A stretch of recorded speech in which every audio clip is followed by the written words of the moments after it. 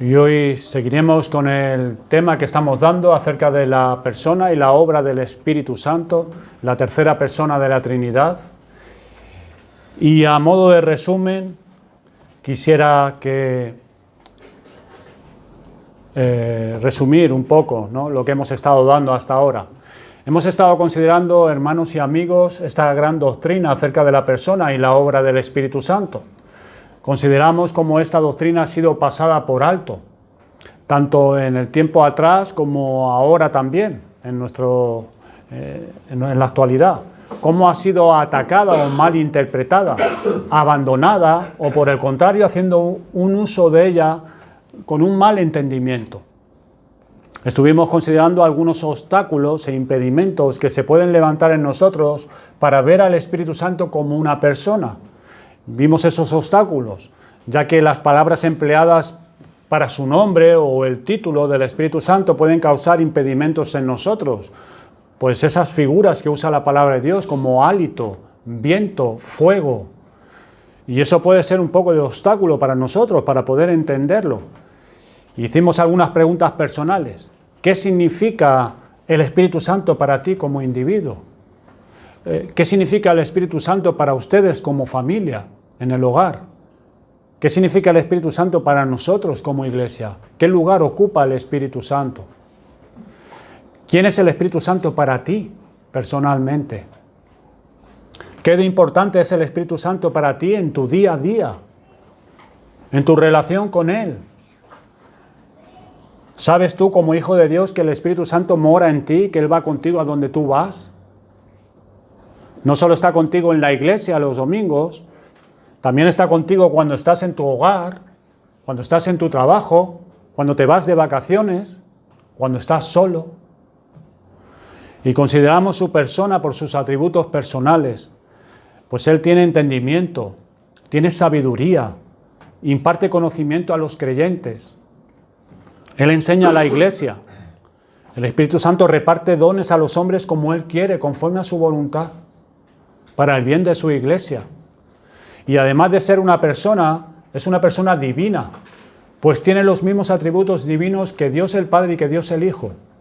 Es eterno, omnipotente, infinito, omnisciente, es santo. Y luego nos introducimos en sus obras. Y consideramos su obra en la creación y el cuidado de ella. Le vemos en el principio, en el origen de todas las cosas. Nos dice la Escritura en Génesis capítulo 1, versículo 2, que el Espíritu de Dios se movía sobre la faz de las aguas.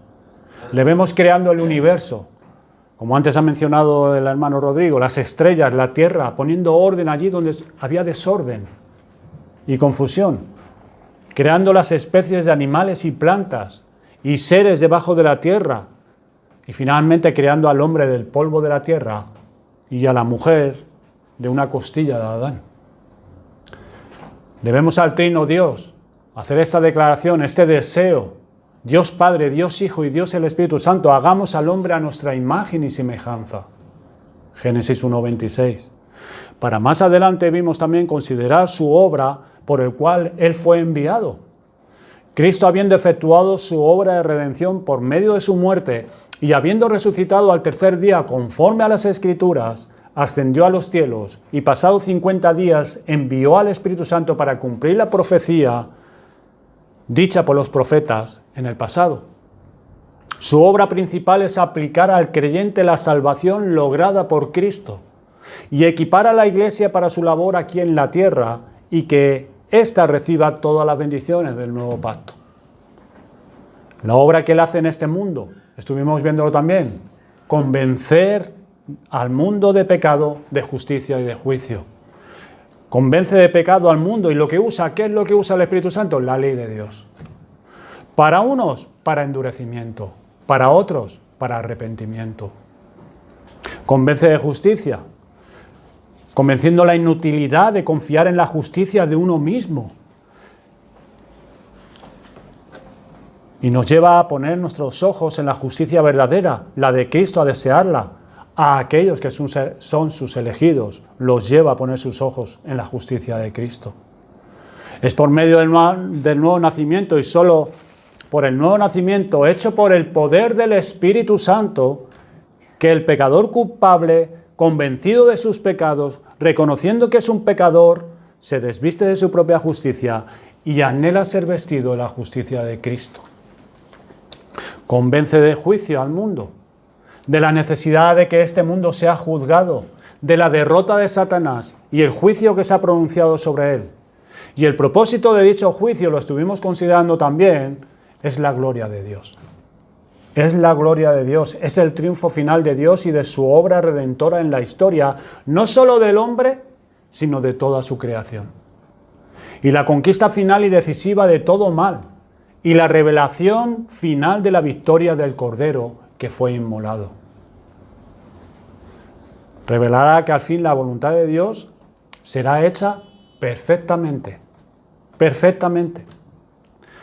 Y ya la semana pasada estuvimos abarcando de nuevo la persona del Espíritu Santo, pero en la estrecha relación con el creyente. Consideramos el asombroso hecho que el Espíritu Santo pueda contristarse por nuestros pecados. Se entristece por nuestra propia causa, pues sabe cuánta miseria nos ocasionará nuestro pecado. Se entristece por causa de Jesucristo, cuando nos ve traidores al amor de Cristo, tan olvidadizo en nuestras solemnes obligaciones. Consideramos las causas deplorables que motivan que el Espíritu Santo se contriste y los lamentables resultados por ello. Para terminar usando un argumento personal para prohibirnos que contristemos al Espíritu de la promesa. Y ese argumento personal es: no entristezcáis al Espíritu Santo con el cual fuisteis sellados para el día de la redención. Finalmente vimos algunos mandamientos para nosotros como iglesia para cuidar y apreciar la comunión con Él. Hoy abordaremos, hermanos y amigos, otra cuestión concerniente a la obra del Espíritu Santo en los creyentes, dentro de las bendiciones del nuevo pacto. El Espíritu Santo nos guía en la vida y lo hace enseñándonos a conocer y entender la voluntad de Dios. Esa es otra obra del Espíritu Santo, hacer que el creyente conozca y entienda la voluntad de Dios. Hay muchas escrituras, pero utilizaremos un versículo sencillo para todos nosotros. Y está en Romanos capítulo 12, versículo 2. Pero vamos a leer el 1 también porque va conectado con el versículo 1. Romanos 12, 1 y 2.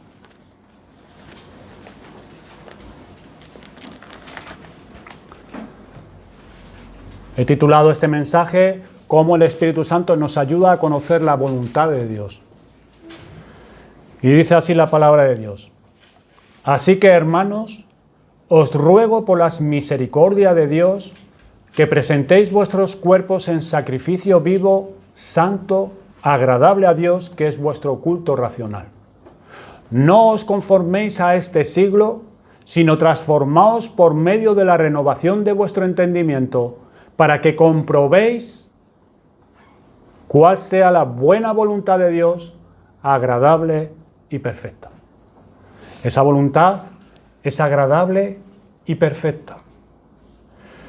Luego sigue el apóstol Pablo y empieza a adentrarse en distintos aspectos de la vida del creyente, de la iglesia, para decir concretamente en qué consiste la voluntad de Dios.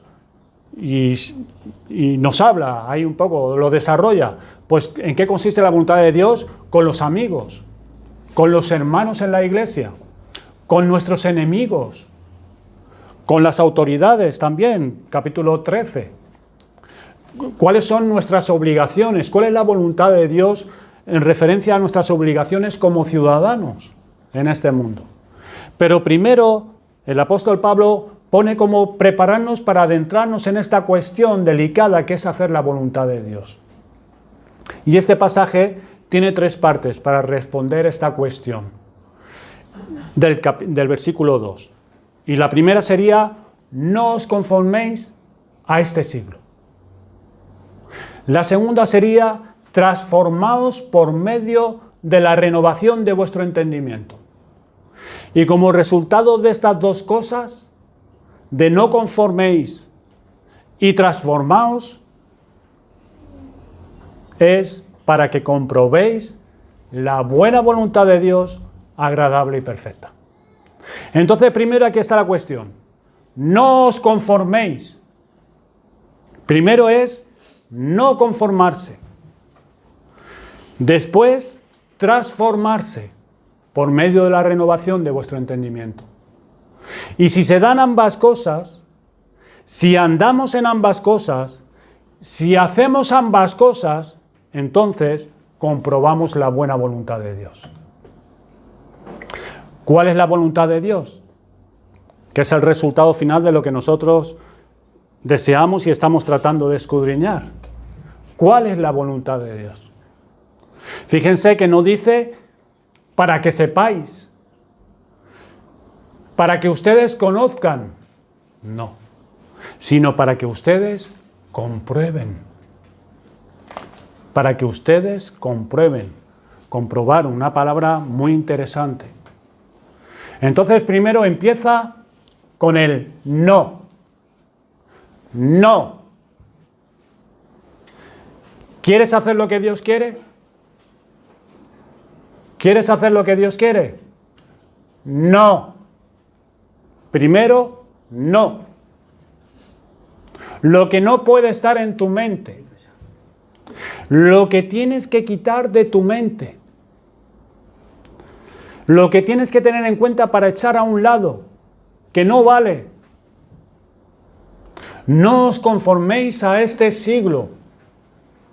No te quedes dentro de los moldes de este siglo. En diferentes ocasiones hemos advertido que el paganismo se puede meter en las iglesias. Hemos predicado acerca de ello. Cómo el paganismo es una de las marcas de nuestra sociedad postcristiana, donde ya no tiene en cuenta los mandamientos y los principios de Dios. Entonces nos guiamos por otro sistema de valores. Muchos quieren servir al Señor, pero con unos elementos que no tienen que ver con la voluntad de Dios. No es cuestión de, bueno, ¿qué es lo que Dios quiere? ¿Qué es lo que Dios quiere? ¿Y tú cómo estás pensando? ¿Y tú cómo estás pensando en tu mente para hacer la voluntad de Dios? ¿Qué valores tienes tú en tu mente? ¿Bajo qué criterios tú te estás guiando para hacer la voluntad de Dios? Esto es una cuestión delicada, hermanos y amigos, que nosotros tenemos que tener en cuenta. El paganismo, la mundanalidad, cómo pueden estar vestidos con ropajes cristianos y se pasa por querer hacer las cosas para el Señor y estamos siendo gobernados por principios mundanos. Consideren la educación de los hijos. Consideren la voluntad de Dios en la forma de disponer nuestro tiempo. ¿Cuáles son los principios que aplicas tú para educar a tus hijos?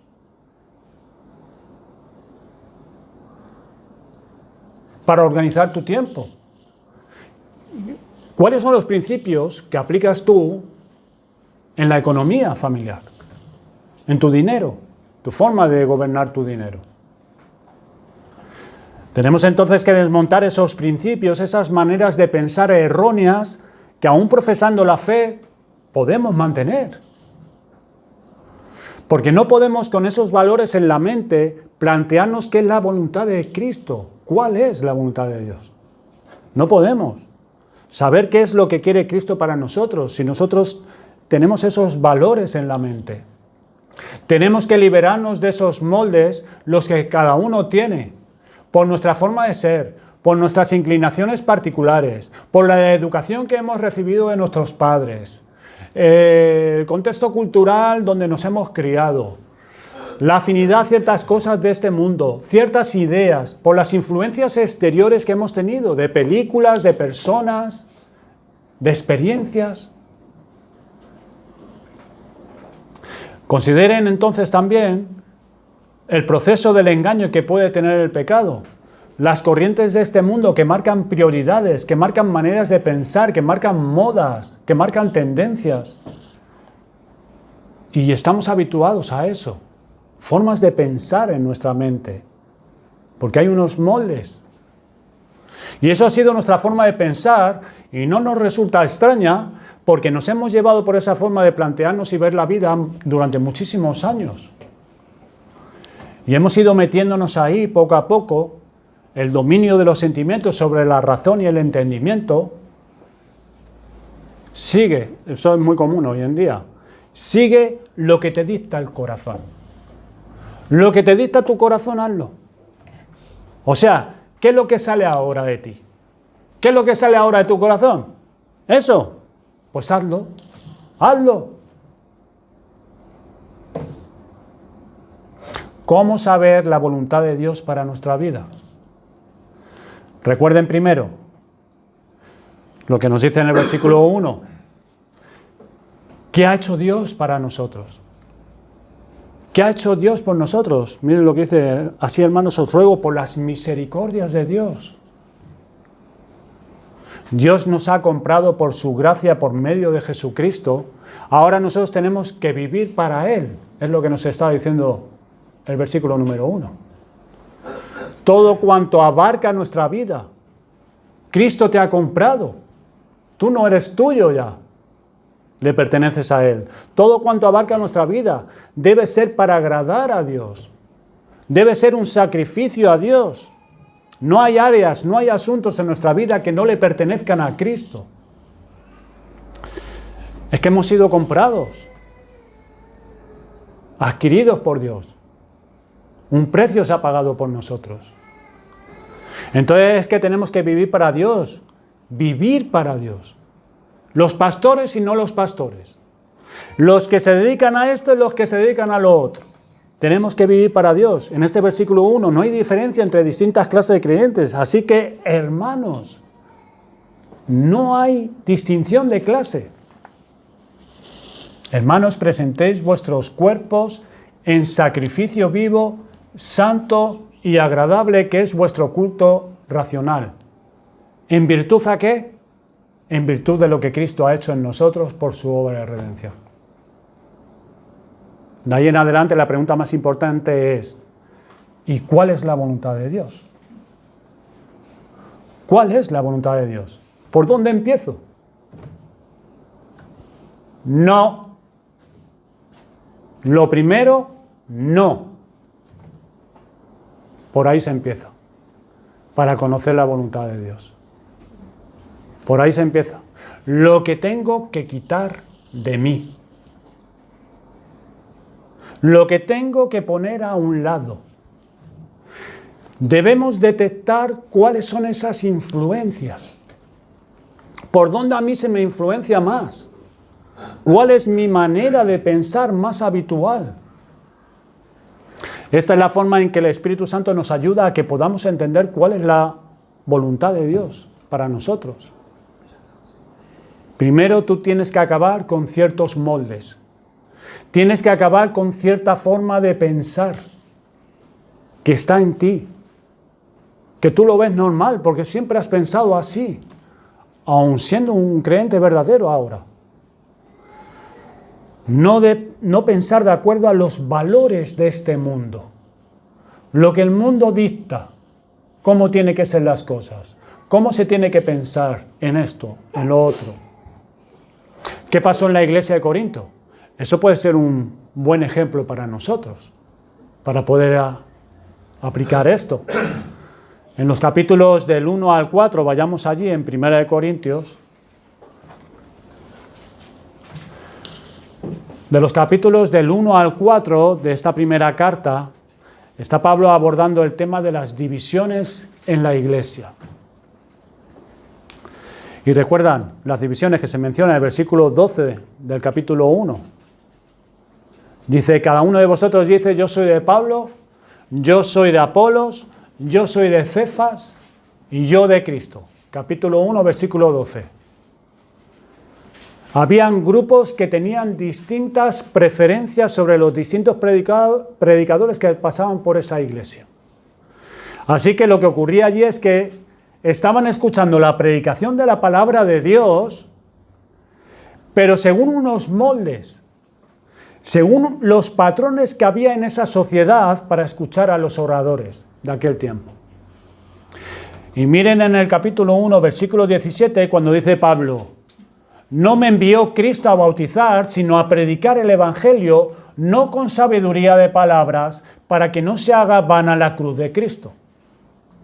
Y Pablo dice: a mí me envió Cristo a predicar, pero no con sabiduría de palabras. Porque si yo predico con sabiduría de palabras, hago vana la cruz de Cristo. Entonces yo no voy a predicar así, como ustedes quieren que yo predique, con sabidurías de palabras. Yo quiero predicar de otra forma, no así.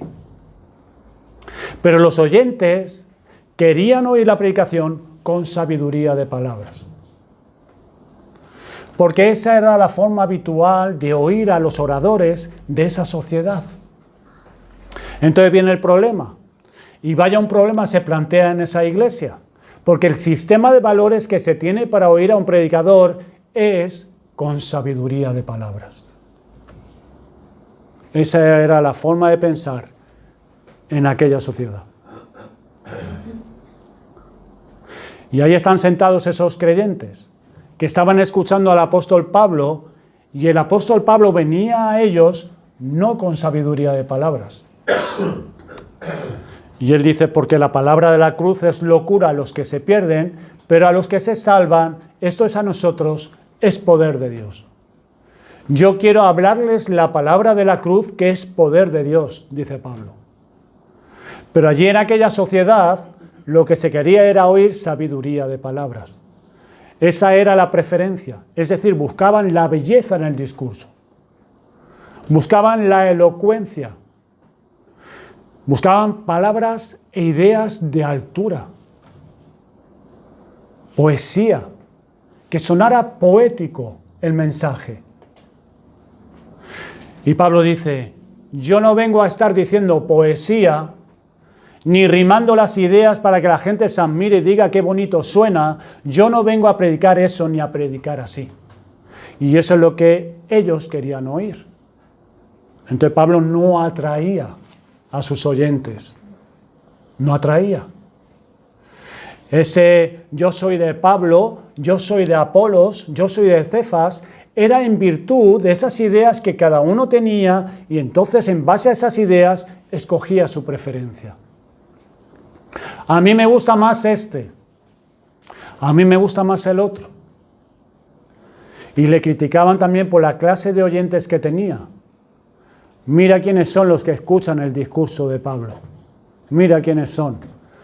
Y Pablo en el versículo 26 dice: pues mirad, hermanos, que no sois muchos sabios según la carne, ni muchos poderosos, ni muchos nobles, sino que lo necio del mundo escogió Dios para avergonzar a lo sabio, y lo débil del mundo escogió Dios para avergonzar a lo fuerte, y lo vil del mundo escogió Dios. ¿Por qué Pablo está diciendo estas cosas? Porque le estaban criticando. Pablo, ¿ves qué audiencia tú logras con este tipo de predicación que tú predicas? Gente normal de la sociedad. Porque no hay altura en tus palabras, no hay altura en esa predicación. Y aquí Pablo explica por qué en la iglesia no son muchos nobles, no son muchos poderosos, sino que lo necio del mundo escogió Dios y lo débil del mundo escogió Dios para avergonzar a lo fuerte. Por eso le achacaban a Pablo que allí en la iglesia solo había gente normal por su discurso. Gente normalita. Y Pablo les dice: no, no y no.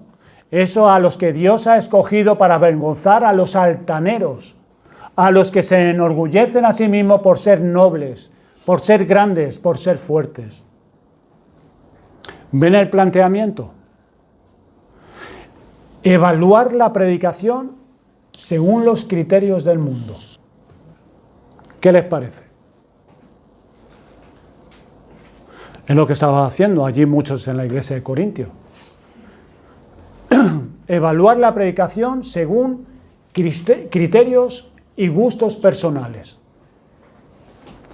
Entonces, si dejamos que esos criterios son los que están en nuestra mente y definen lo que oímos, entonces definimos lo que me gusta y lo que no me gusta en función a qué? a lo que piensa el mundo, cómo se debe predicar el Evangelio.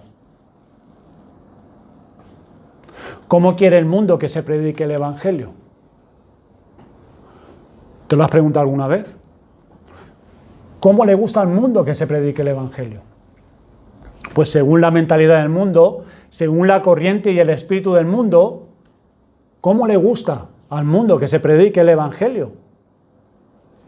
Pero realmente, ¿cómo hay que predicar el Evangelio? ¿Cómo hay que enseñar la palabra de Dios? ¿Cuáles son los ingredientes? ¿Cuáles son los elementos bíblicos que hay que tener para evaluar la predicación? Esa es una buena cuestión también, ¿verdad? ¿Qué elementos tiene que tener la predicación de la palabra de Dios? Eso es lo que estamos considerando. No os conforméis a este siglo. El mundo quiere una forma de predicación. A la hora de escuchar la predicación, para entender por ahí la voluntad de Dios, es claro, no os conforméis a este siglo, sino transformaos por medio de la renovación de vuestro entendimiento. Me gusta y no me gusta. ¿Pero estás usando criterios personales o estás usando criterios bíblicos cuando escuchas la predicación? Y ese era el caballo de batalla de esta iglesia de Corinto. Ese era el caballo de batalla. Así que si esos moldes del mundo los dejamos, si esos patrones que tenemos ahí los dejamos en nuestra mente, pasarán cosas así como pasó en Corinto. Atacando a Pablo, y Pablo se tiene que estar defendiendo.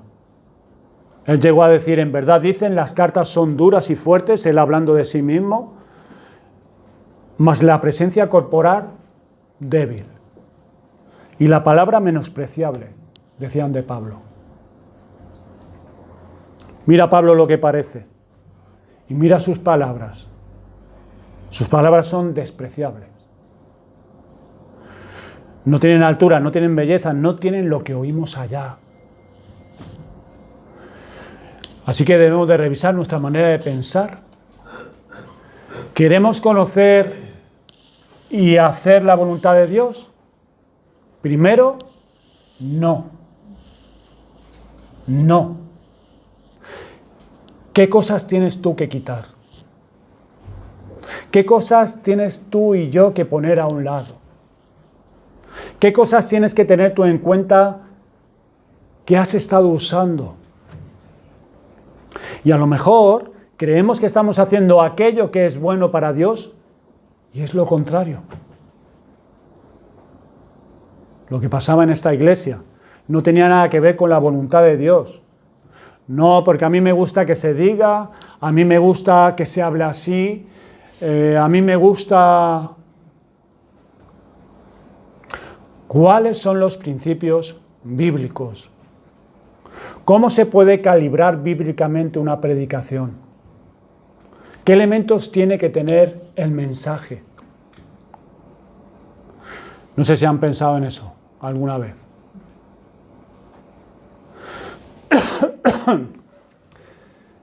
¿Qué elementos tiene que tener una predicación bíblica? Una de las cosas que yo creo que en esta sociedad, según los criterios del mundo, no gustará, al mundo no le va a gustar, es que uno de esos elementos de la predicación se incluya el tratar la conciencia de las personas, de los oyentes. Que trate la conciencia. Porque la predicación tiene que estar en sintonía con lo que es y hace la palabra de Dios. La predicación es un mensaje que apela a la conciencia. No es lo que tú tienes que hacer, lo que tú tienes que quitar y esto y lo otro. Principalmente apela a la conciencia del individuo. ¿Qué hace la palabra de Dios? Nos dice la Escritura que penetra, separa, discierne las intenciones del corazón. Una predicación debe contener elementos que vayan dirigidos a la conciencia del oyente. Y a lo mejor es uno de los ingredientes que no se quiere. No se quiere. Pero bueno, ese es otro tema que ya quizás lo veamos más adelante. Pero debemos saber cuáles son las influencias que están en nosotros, porque entonces no vamos a conocer bien la voluntad de Dios. No la vamos a conocer. Primero es el no os conforméis. No os conforméis a este siglo. Recuerden los elementos de influencia sobre nosotros. Desde pequeño ya se está influenciando a los niños en el colegio. Allí se les da una formación sobre las diferentes materias, pero además a los niños se les prepara para este mundo, para vivir en este mundo, para mentalizarlos según este mundo, desde pequeñitos.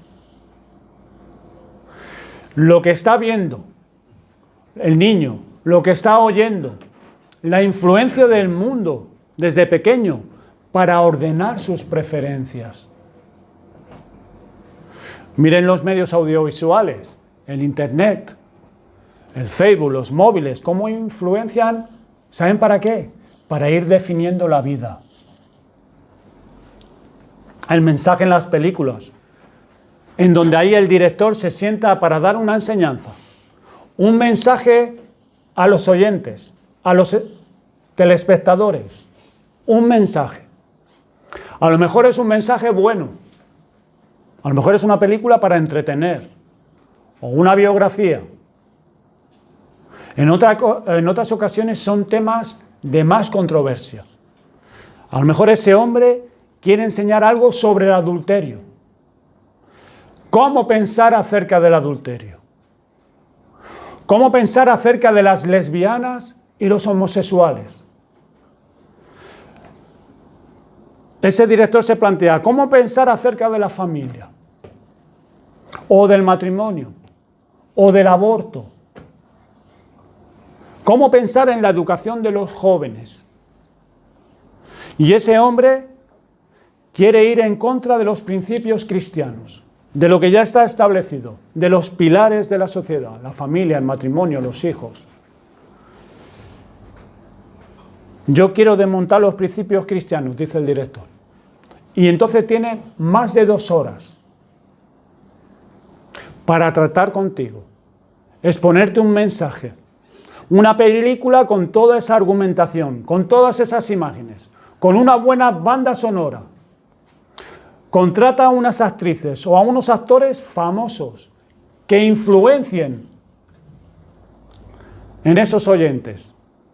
Hombres y mujeres que arrastran a millones de personas para que él represente el papel de y ella el papel tal. Y así influencia en los oyentes sea mayor, porque son estos personajes famosos. O sea que un director coge y se plantea estas películas para enseñar, transmitirle unos valores, poner en la mente unas ideas, a veces buenos y a veces malos. Y eso se queda ahí, en la mente. Entonces nosotros tenemos que ser conscientes de esta realidad. Transformaos. Primero el no. No, eso no. Tengo que ser consciente, tengo que vigilar, tengo que quitar eso de ahí de mi mente. Por eso dice la Escritura que si alguno se cree sabio en este mundo, hágase ignorante para que llegue a ser sabio. Se aplica eso a todo. ¿Sé yo escuchar la palabra de Dios como debo escuchar? ¿Sé yo escuchar la predicación como se debe de oír? El Señor dijo, mirad lo que oís, mirad cómo oís. ¿Sé yo oír como debo? ¿Tengo yo criterios adecuados?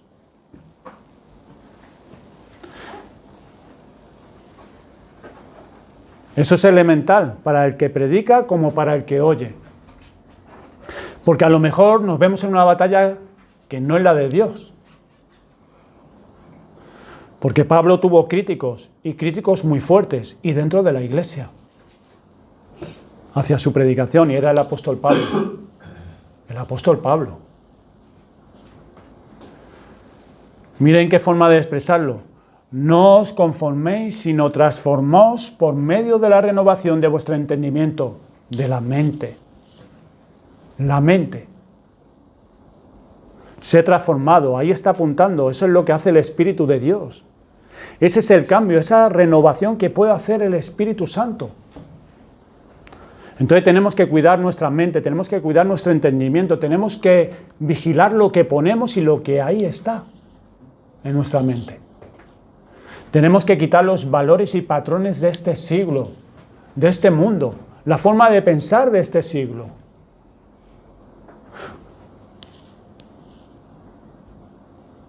¿Cómo debes cuidar a tus hijos? ¿Cómo debes de darles educación? ¿Cómo debes de enseñarle? ¿Bajo qué patrones tú te riges? ¿Los del mundo? ¿Los que te dicen cómo tienes que hacerlo? ¿O los principios bíblicos de la palabra de Dios?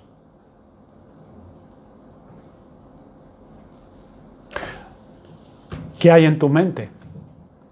Bajo esos temas, que son temas, bueno, son responsabilidades como padres. ¿Recuerdan en Filipenses? Ahí nos exhorta. Todo lo que es bueno, ¿cómo tenemos que pensar? Dice, todo lo que es bueno, todo lo honesto, todo lo que es justo, todo lo que es verdadero, todo lo puro, todo lo amable, todo lo que es de buen nombre, si hay virtud alguna, si hay algo digno de alabanza, en esto pensad. En esto pensad. Por eso tenemos que vigilar lo que está ahí en nuestra mente. ¿Qué está en nuestra mente? Quitar de nuestra mente para poner lo que es adecuado. De esto es lo que se nos habla también en el pasaje de 2 de Timoteo, capítulo 3, versículos del 15 al 17, cómo ser transformado por medio de la renovación del entendimiento desde la niñez. Nos dice, escribe Pablo, has sabido, se lo está escribiendo a Timoteo, has sabido las sagradas escrituras desde tu niñez, las cuales te pueden hacer sabio para salvación por la fe que es en Cristo Jesús.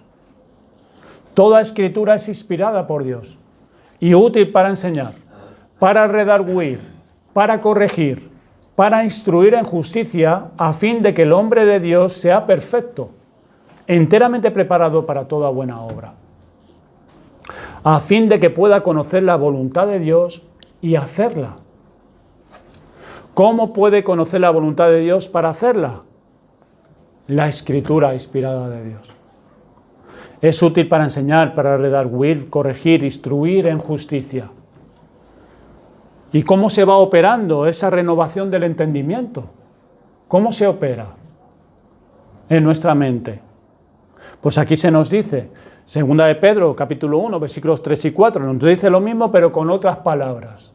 Y nos dice así, como todas las cosas que pertenecen a la vida y a la piedad nos han sido dadas por su divino poder, mediante el conocimiento de aquel que nos llamó por su gloria y excelencia, por medio de las cuales nos ha dado preciosas y grandísimas promesas para que por ella llegáis a ser participantes de la naturaleza divina, habiendo huido de la corrupción que hay en el mundo a causa de la concupiscencia.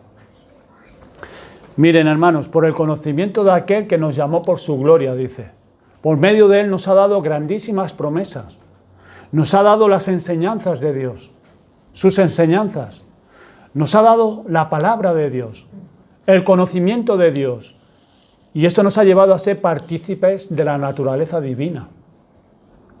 Poder tener esa mente de Dios, para poder vivir la vida de Dios, huyendo de la corrupción, nos dice el apóstol Pedro. Tener la mente de Cristo, no la mente del mundo, sino la mente de Cristo.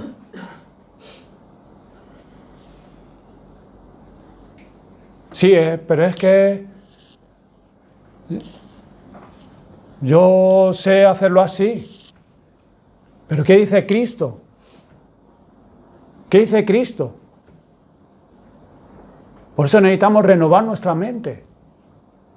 ¿Qué dice Cristo sobre esos temas? Esa vida es cambiada por ese conocimiento de la verdad de Dios. Así que es importante pensar en este proceso. en esta operación espiritual tenemos que transformarnos por medio de la renovación de nuestro entendimiento. ¿Y qué es lo que usa Dios para llevar a cabo esta obra? ¿Cómo podemos renovar nuestro entendimiento y así poder ser transformados? Pues los medios ordinarios de gracia. Es lo que Dios ha puesto a nuestra disposición. La palabra de Dios, la predicación de la palabra de Dios, la adoración a Dios, la lectura de las Escrituras, la oración, las ordenanzas. Estos son el bautismo, el partimiento del pan y participar de la copa. Esos elementos. Esos son los medios ordinarios que Dios ha establecido, por el cual nosotros podemos renovar nuestro entendimiento. Todas estas cosas nos hacen partícipes de la verdad de Dios y de su obra. Y a través de eso, buscamos y esperamos que se opere ese cambio en nosotros. Pero ¿y por dónde viene ese cambio? ¿Por dónde? Pues que el cambio del creyente viene por el cambio en su mente. Es el cambio de su entendimiento. Nuestra mente tiene que cambiar. No es una decisión simplemente. Tiene que operarse un cambio en el entendimiento. No es algo que tú decidas. Una decisión, decido. Tiene que haber un cambio en la mente. Miren la importancia del ministerio de la predicación. Hoy se nombraba el ministerio de la predicación y la enseñanza de la palabra de Dios. Algo a la verdad sólido, tiene que ser sólido, constante. ¿Cómo esto es necesario para que se dé esa transformación en nuestra mente? Porque si no se da esa transformación, vamos a seguir pensando igual, con los mismos valores del mundo. Y es a través de ello, de esa transformación, es de los medios esenciales para que esta transformación en nuestra mente ocurra. O sea, ¿qué hacer para agradar a Dios? Pues nosotros pensamos que lo que hace falta es saber esto, tengo que conocer esto, saber esto y hacer esto otro. Que nos digan, mira, tú tienes que esto y luego tienes que ir aquí y luego tienes que hacer esto otro. Porque nuestra manera de pensar es así, que nos digan qué tenemos que hacer. Yo quiero saber la voluntad de Dios, ¿qué tengo que hacer? No, con esa mentalidad no se puede. Esa mentalidad no nos deja entender la voluntad de Dios. No consiste en saber, sino en entender.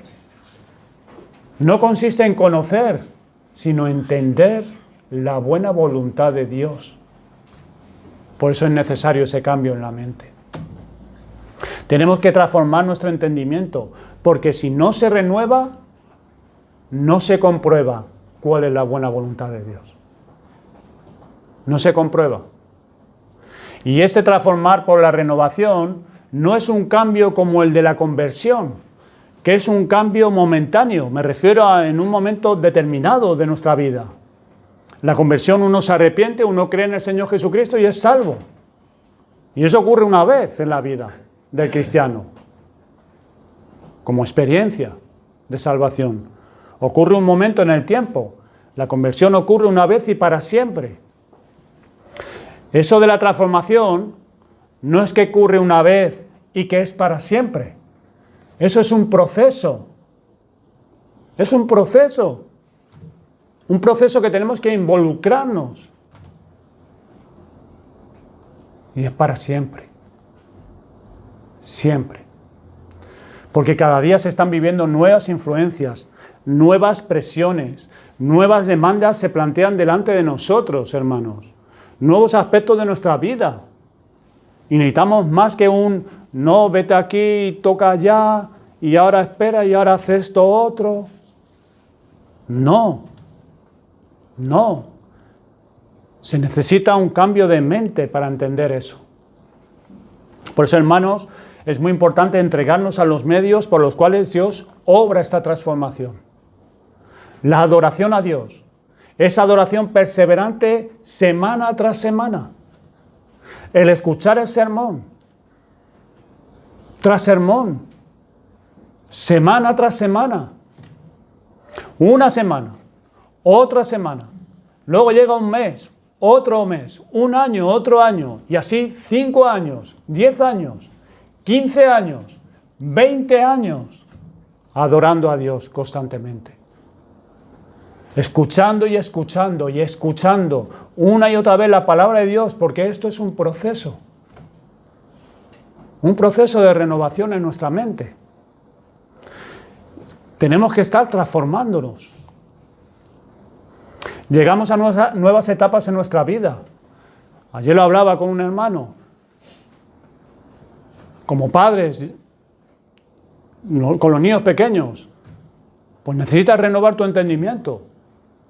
Seguir transformándote y no conformarte a las enseñanzas del mundo. Y tienes que afrontar unas necesidades y unas circunstancias cuando tus niños son pequeños. Pero ¿y cuando son adolescentes? Igual, necesitas renovar tu entendimiento. Porque se presentarán nuevas cosas que tendrás que saber cómo hacer para poder tratar con tus hijos cuando son adolescentes. Y no hacerlo como el mundo quiere, con sus valores, sus ideas, cómo hay que tratar a los adolescentes, que se aduelen, sino enseñándoles, instruyéndolos en el Señor, aunque no sean creyentes, pero enseñándoles lo que el Señor demanda de ellos.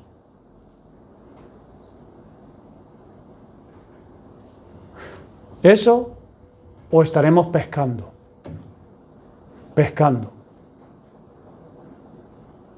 Y recibiremos por todos lados.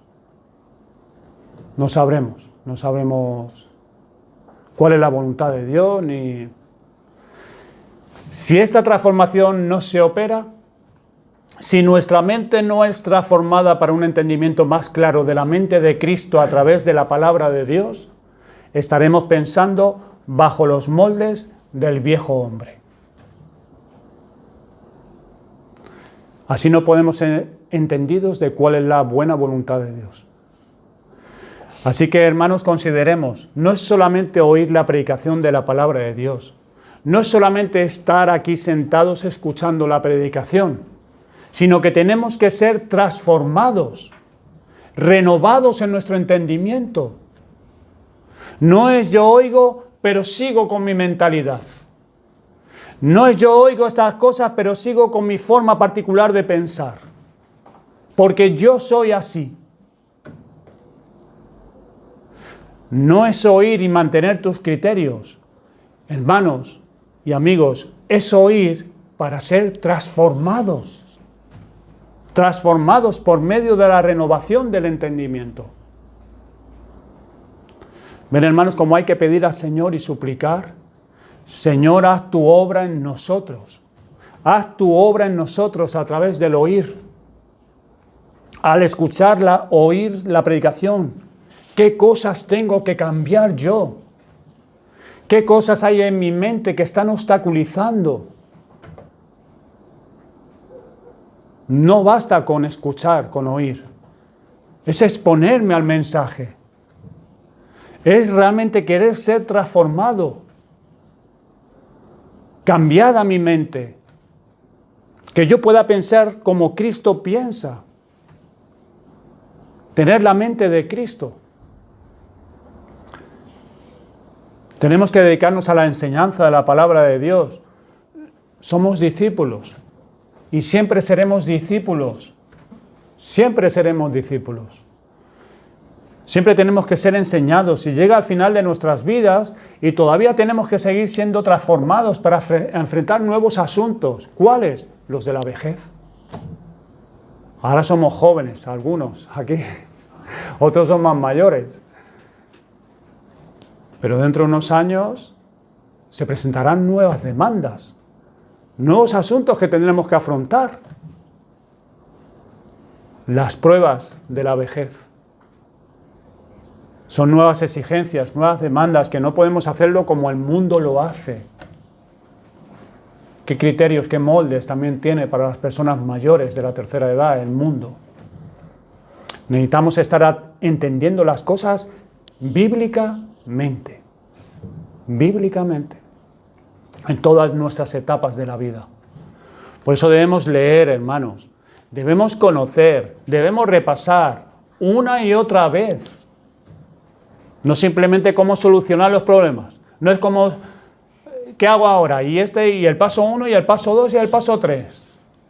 No, sino cómo ser transformado en mi ser interior. Cómo ser transformado. Y para eso hay que leer, hay que oír la palabra de Dios. No para obtener simplemente conocimiento. No solamente para tener datos, sino para tener la mente de Cristo y así poder entender la voluntad de Dios y comprobar que la buena voluntad de Dios es agradable y perfecta. No es que tengo yo que hacer para criar hijos, cómo ser una esposa así, qué hacer para ser un buen padre de familia. Hermanos, estas son las cosas que necesitamos tener en cuenta para ser transformados. Primeramente, no conformarme a este siglo y echar fuera todo lo que hay en mi mente que es del mundo y luego transformarme por medio de la renovación de mi entendimiento a través de los medios ordinarios que Dios nos ha dado y que Dios quiera que su Santo Espíritu obre esta renovación en nosotros, porque recibir información con esa mentalidad no se entiende la buena voluntad de Dios. No se entiende. No se comprueba que es buena la voluntad de Dios. No se comprueba. En eso consiste la maduración espiritual. ¿Quién es ese hombre? ¿Quién es esa mujer que madura más espiritualmente? Pues el que va siendo transformado. Esto es, el que va renovando su entendimiento con la palabra de Dios. Y eso es lo que mide la madurez espiritual. ¿Ven cómo dependemos del Espíritu Santo para oír como se debe oír y para buscar estas cosas como se deben de buscar? Necesitamos al Espíritu Santo. Por eso la importancia también de esos creyentes maduros en las congregaciones. Por eso la importancia de buscar el consejo de Dios, que tanto se dice en Proverbios. Por ejemplo, Proverbios 15:22. Los pensamientos son frustrados donde no hay consejo, mas en la multitud de consejeros se afirman. Lo repito otra vez. Algunos ha quedado así como... Los pensamientos son frustrados donde no hay consejo, no hay dirección, no hay sabiduría, no hay madurez. Mas en la multitud de consejeros se afirman. Qué bueno es poder acceder a hermanos así. Hermanos que por el uso de los medios han adquirido madurez espiritual y te puedes acercar a ellos y pedir consejo. Qué bueno es eso. Poder escuchar los consejos de ellos. Entonces tú ves que eso está ahí. Que sus palabras, su forma de enfrentar las cosas, está detrás la persona de Dios.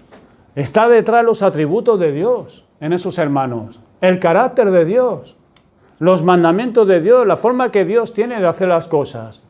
Esos son los elementos que están en la mente de esa persona que ha sido transformada y que se va renovando en su entendimiento con la palabra de Dios. ¿Por qué? Porque tiene un bagaje de las cosas de Dios. Entonces, cuando vienen situaciones a su vida o cosas nuevas que afrontar, ya tiene un bagaje, ya tiene un recorrido hecho. Entonces, este hermano, esta hermana puede coger la mente de Dios en cosas así y decir, ¿tú no ves que es por aquí? Como nuestro pastor José Antonio, que te dice, ¿y si fuera por ahí? ¿Tú no ves que...? Pues hay hermanos también que están en ese proceso y van renovando su entendimiento y van creciendo en madurez espiritual.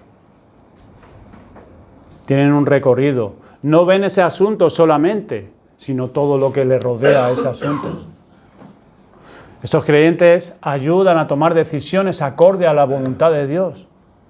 Entonces, miren la importancia. No os conforméis, transformaos por medio de la renovación. Muy importante, hermano. Hermano, ¿quieres tú madurar espiritualmente?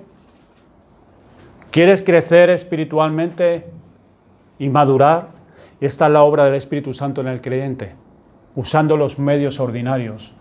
Escucha, hermano, escucha, hermana, lee la palabra de Dios, medita más, exponte a la predicación, no para coger información, sino para que seas verdaderamente transformado, porque así podremos comprobar la voluntad de Dios, la buena voluntad de Dios, agradable y perfecta. Pero tienes que agarrarte a los medios, usar esos medios ordinarios. Es la herramienta que Dios ha escogido. Amigos, piensa, considera lo que hay dentro de ti. Esos pensamientos, esos patrones, quizás es lo que te está obstaculizando para rendir tu vida a Cristo. ¿Cómo piensas tú? ¿Qué valores hay dentro de ti? ¿Cómo el mundo te ha adoctrinado en distintas cosas importantes de la vida? Tu manera de ver ciertas cosas. ¿A dónde te han llevado esas influencias del mundo? Pero hay solución, hay esperanza, y es en Cristo. Y nada más que en Cristo. Solamente en Él. Esta es la obra que hace el Espíritu Santo, regenerando a hombres y mujeres, dándole una mente nueva y un espíritu nuevo. Pues el próximo día veremos. Si se dan estas ambas cosas, podremos comprobar la buena voluntad de Dios, agradable y perfecta. Vamos a orar.